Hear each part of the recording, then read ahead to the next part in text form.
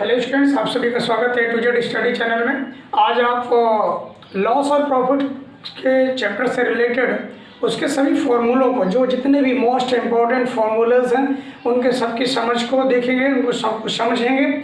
और इसके बाद, क्योंकि आप समझ रहे हैं कि क्योंकि क्यों मैं बता रहा हूँ, क्योंकि इसके बाद मैं लॉस और प्रॉफिट से रिलेटेड चैप्टर के में और उसके बहुत सारे क्वेश्चन सॉल्व करने वाला हूँ। तो यदि आप लोगों ने इस चैप्टर को नहीं देखा, इस वीडियो को नहीं देखा और फिर इसके बाद लॉस और प्रॉफिट को देखते हैं और लॉस प्रॉफिट के सूत्रों से आप वाकिफ़ नहीं हैं, तो आपको परेशानी हो सकती है। इसलिए आप सबसे पहले सूत्रों के इन फॉर्मूलेज की समझ कर लें, उनको अच्छी पकड़ बना लें। उसके बाद में फिर हम उनसे रिलेटेड क्वेश्चंस करेंगे।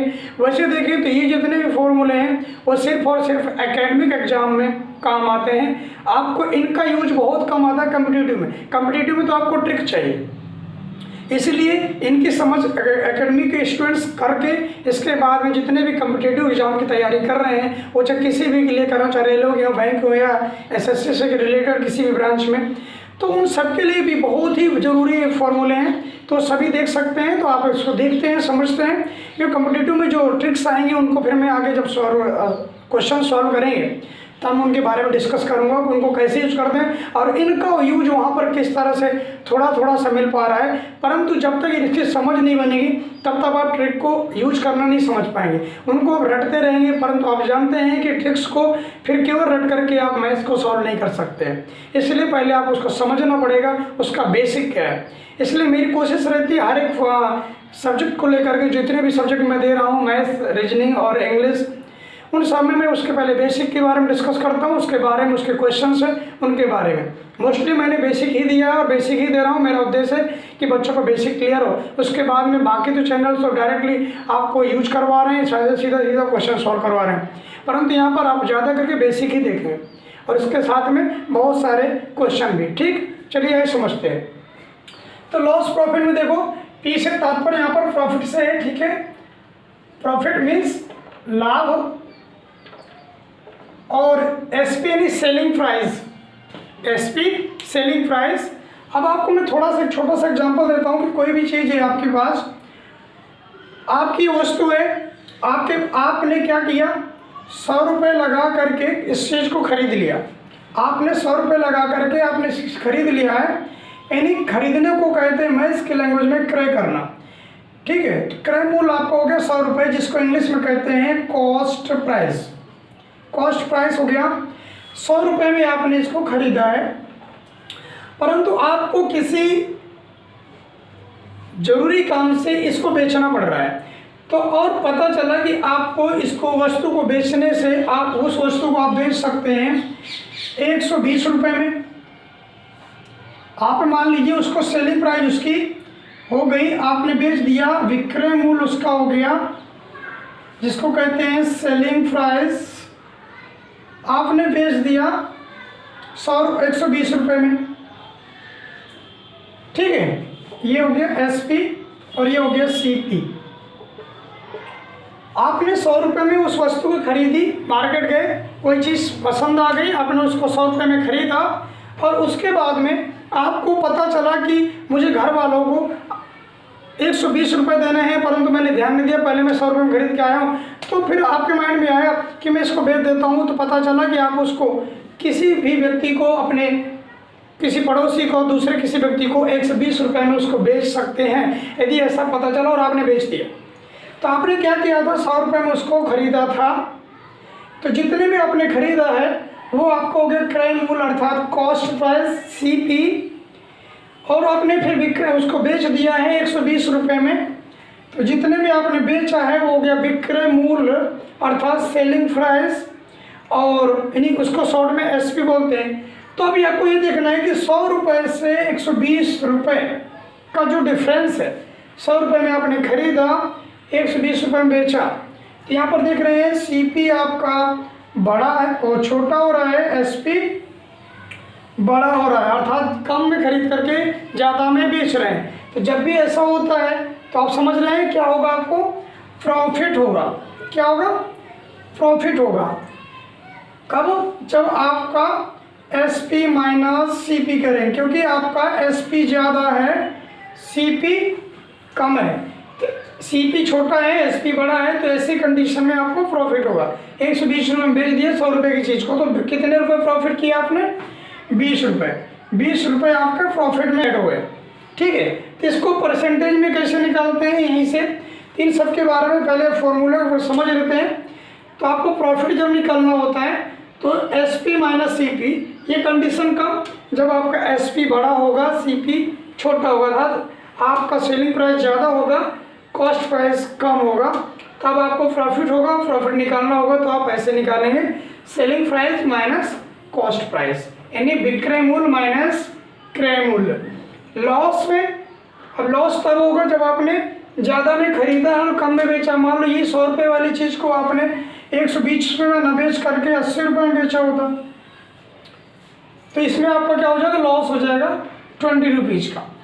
तो जब आपका ये CP यानी कॉस्ट प्राइस ज़्यादा होगा और SP कम होगा, कॉस्ट प्राइस ज़्यादा होगा SP कम होगा, तो आपका लॉस होगा।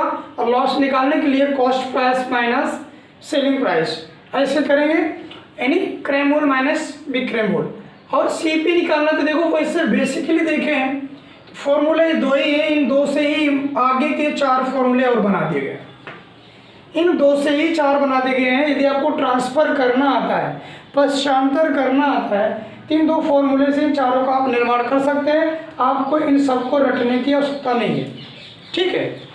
आप देखिए कि ये CP equal to SP minus P कर दिया, तो आप प्रॉफिट वाले में नज़र डालिए कि प्रॉफिट में क्या लिखा था? P equal to SP minus CP। हमने CP को उठा के इधर रख लिया, माइनस का तो प्लस का हो गया, SP अपनी जगह पर है, प्रॉफिट प्लस में था उधर जाएगा माइनस में जाएगा, ठीक। इसी तरह SP इक्वल टू हमने लॉस से लिया है, SP माइनस में था इधर ले लिया, तो ये प्लस में हो गया। CP अपनी जगह पर है, लॉस को पश्चांतर किया तो माइनस का हो गया।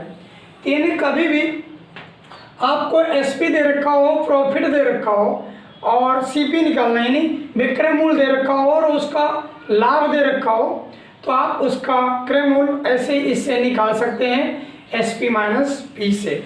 और यदि कभी ऐसा है कि आपको क्रय मूल्य दिया है और लॉस दिया है, हानि दे रखी है, तो आपको SP यानी विक्रय मूल्य निकालना है, तो आप इससे निकाल सकते हैं कि क्रय मूल्य माइनस लॉस, आपको पता चल जाएगा कितने में बेचा गया था, ठीक है। तो आप इसको देख रहे हैं कि दोनों इन दोनों से रिलेट कर रहे हैं, आगे के दोनों भी उसी से हैं।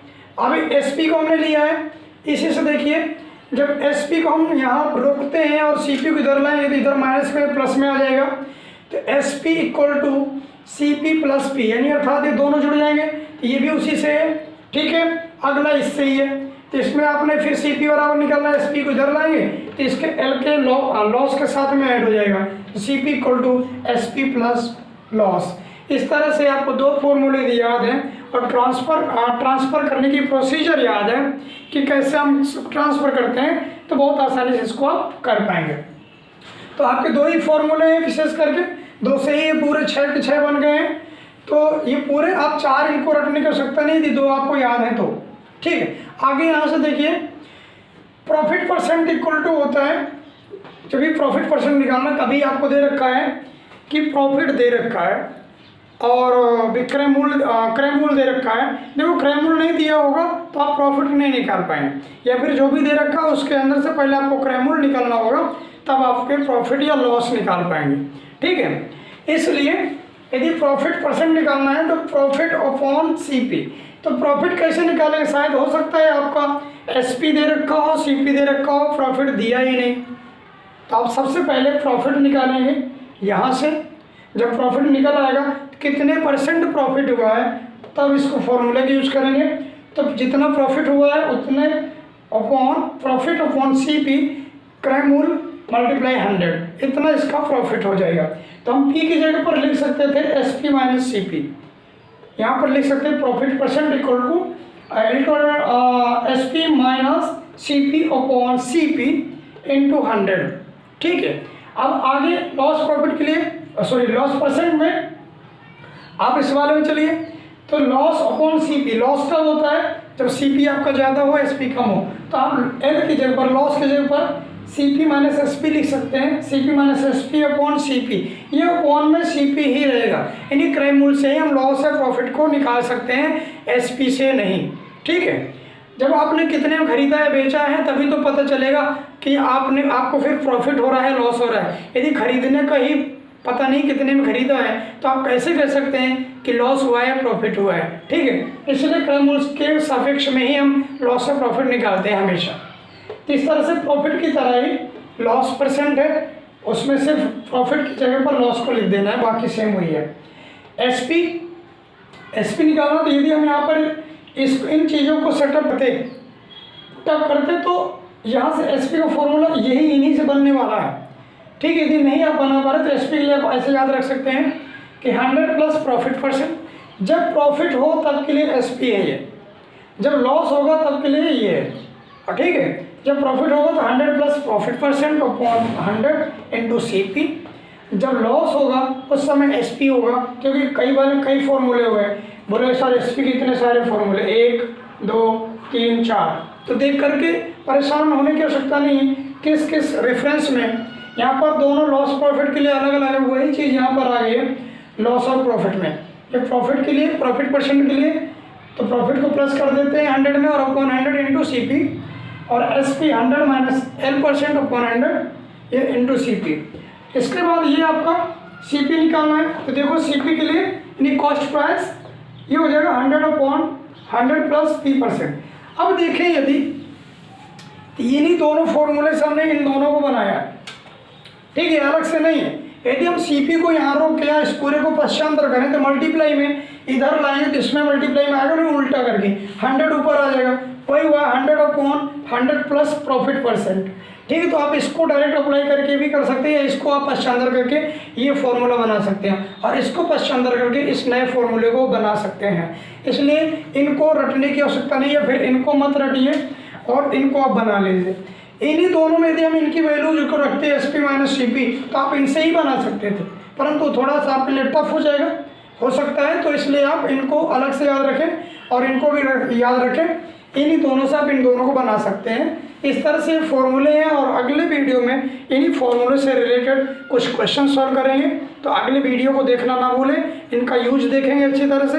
और ये वीडियो अच्छा लगा हो तो अपने दोस्तों के साथ शेयर करें, यदि चैनल में नए हो तो अपने चैनल को सब्सक्राइब करें, दोस्तों को सजेस्ट करें। बहुत बहुत धन्यवाद दोस्तों।